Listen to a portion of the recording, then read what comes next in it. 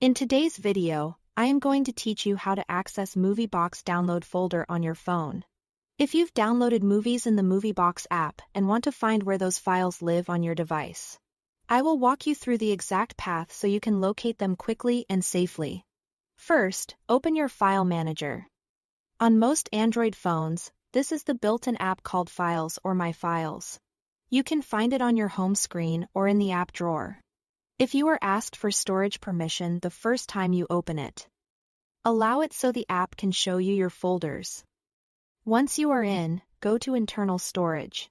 This might also be labeled Internal Shared Storage. From there, open the Android folder and then open the Data folder. The Data folder contains app data saved on your device.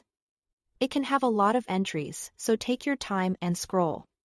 They're usually listed alphabetically. Now, locate the Moviebox folder. You are looking for a folder named Com Community. One room.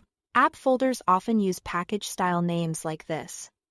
So don't worry if it doesn't look like a regular app name when you see Com Community. One room. Open it. Inside, open the Files folder. Next, open the Download folder. And inside that, open the D folder. This D folder is the destination that Moviebox uses for downloads. Your downloaded movies should be located here.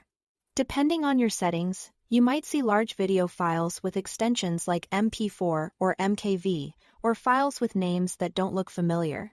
That's normal. Some apps use coded or shortened names.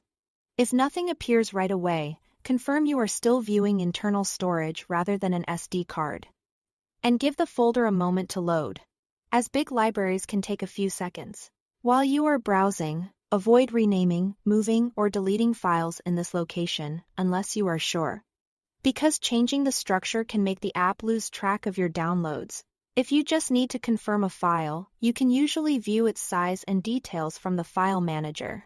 Info option to make sure it matches what you downloaded in the app. And that's it. Thanks for watching.